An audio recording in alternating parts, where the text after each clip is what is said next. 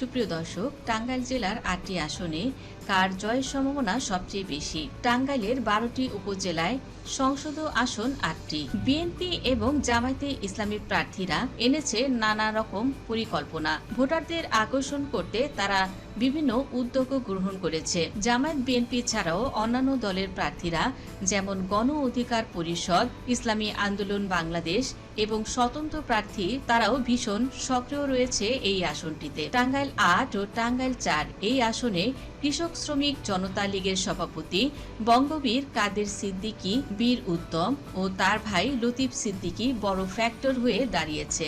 তো বন্ধুরা, এ পর্যায়ে আপনি কোন আসন থেকে ভিডিওটি দেখছেন কমেন্টের মাধ্যমে জানিয়ে দিন।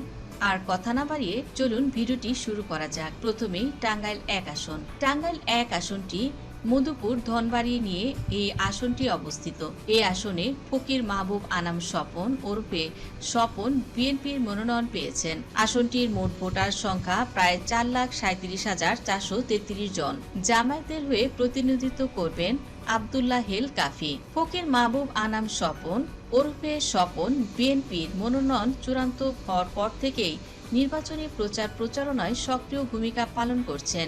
স্বপন ফকির নির্বাচনী প্রচার প্রচারণায় দলীয় নেতা কর্মীদের নিয়ে মিটিং, মিছিল ও সভা সমাবেশ করে যাচ্ছেন। তো এই আসনগুলোতে বিএনপির বিদ্রোহী প্রার্থীদের চাপ রয়েছে, কেননা সম্প্রতি বিএনপির প্রাথমিক সদস্য পদ থেকে বহিষ্কৃত কর্নেল অবসরপ্রাপ্ত আসাদুল ইসলাম আসাদ স্বতন্ত্র প্রার্থী হিসেবে এই আসনে নির্বাচন করার ঘোষণা দিয়েছেন। তো এই আসনে জামায়াতের প্রার্থী আব্দুল্লাহ হেল কাফি, তিনি অত্যন্ত সুশৃঙ্খল ও দলবদ্ধভাবে নির্বাচনী কাজে ব্যস্ত রয়েছেন।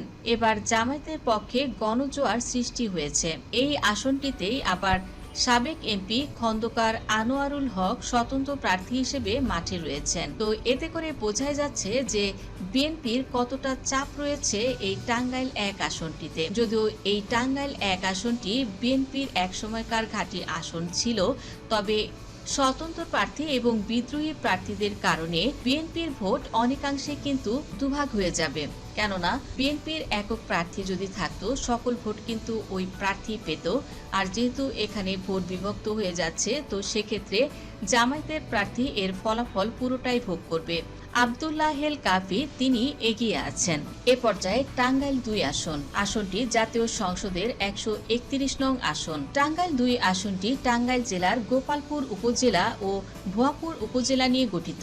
এই আসনে বিএনপি হতে মনোনয়ন পেয়েছেন আব্দুস সালাম পিন্টু এবং জামায়াতে ইসলামী প্রার্থী হুমায়ুন কবির।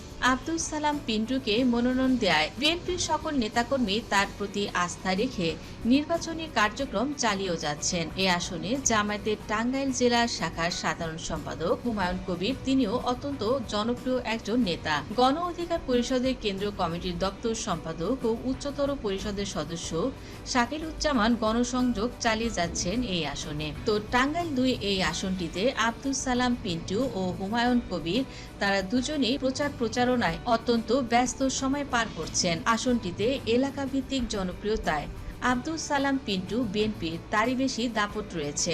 এই টাঙ্গাইল ২ আসনটি বিএনপির দুর্গ আসন বলা যায়। তো এই আসনটিতে জামায়াত ও বিএনপির নির্বাচনী লড়াইয়ে আব্দুস সালাম পিন্টু অর্থাৎ বিএনপির প্রার্থী জিতে যাওয়ার সম্ভাবনা সবচেয়ে বেশি। এ পর্যায়ে টাঙ্গাইল ৩ আসন। আসনটি জাতীয় সংসদের ১৩২ নং আসন। টাঙ্গাইল জেলার ঘাটাইল উপজেলা নিয়ে এই আসনটি অবস্থিত। এই আসনের মোট ভোটার সংখ্যা প্রায় ৩,৮২,৭২০ জনের মতো।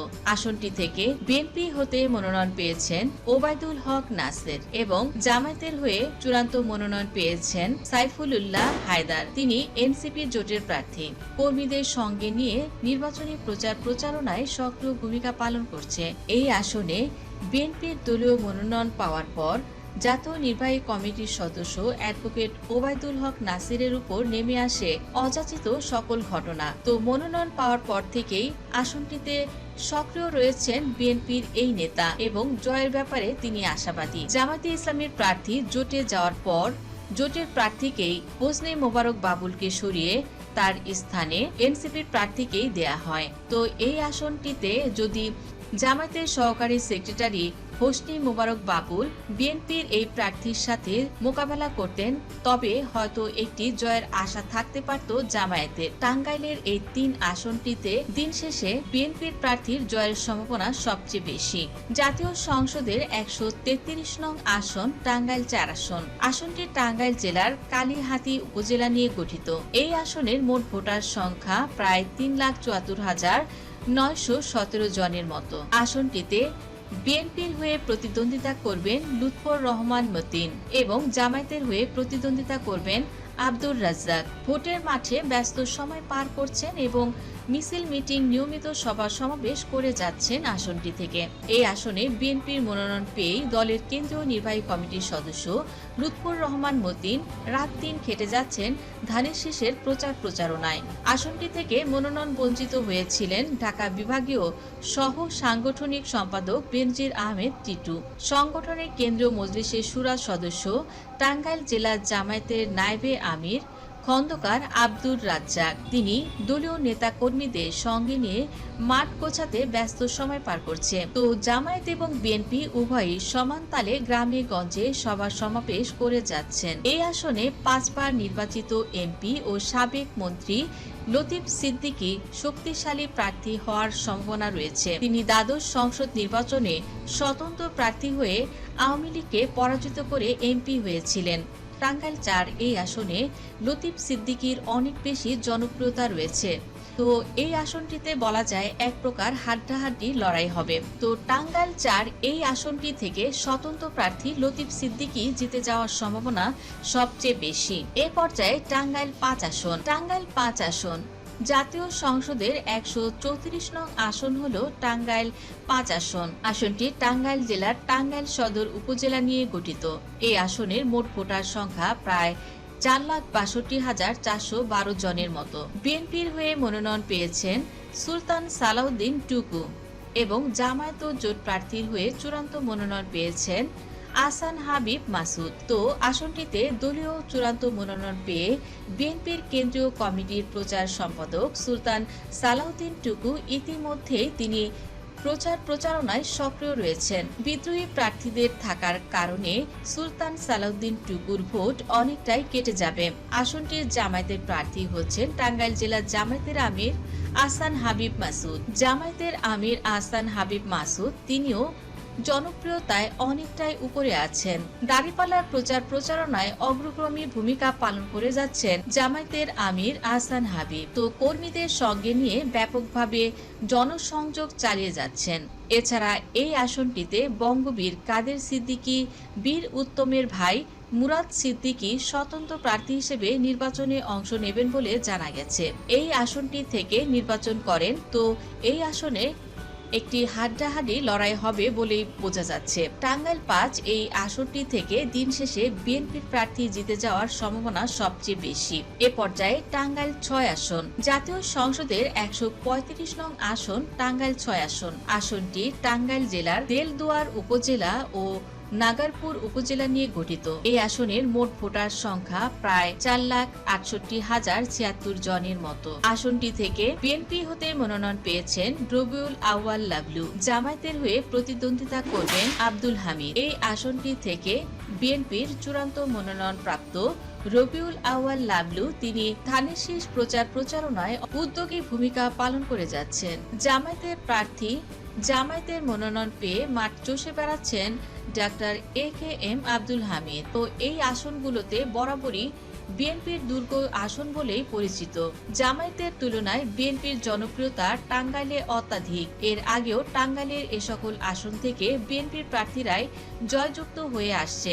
তো টাঙ্গাইল 6 এই আসনটি থেকে জামায়াত ও বিএনপির নির্বাচনী লড়াইয়ে আসনটি থেকে বিএনপির প্রার্থীর জয়ের সম্ভাবনা সবচেয়ে বেশি। এ পর্যায়ে টাঙ্গাইল 7 আসন। আসনটি টাঙ্গাইল জেলার মির্জাপুর উপজেলা নিয়ে গঠিত। এই আসনের মোট ভোটার সংখ্যা প্রায় 3,75,437 জনের মতো। আসনটি থেকে বিএনপির হতে মনোনয়ন পেয়েছেন আবুল কালাম আজাদ এবং জামায়াতের জোট প্রার্থী আব্দুল্লাহ ইবনে আবুল। বিএনপি উভয় দলের প্রার্থী অত্যন্ত জনপ্রিয় এই আসনটিতে এবং জনগণের আস্থায় আছেন। তো টাঙ্গাইল 7 এই আসনটি থেকে বিএনপির জনপ্রিয়তা সবচেয়ে বেশি।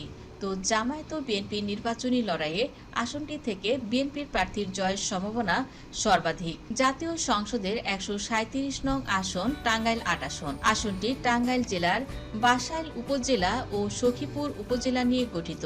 এই আসনের মোট ভোটার সংখ্যা প্রায় 4,14,826 জনের মতো।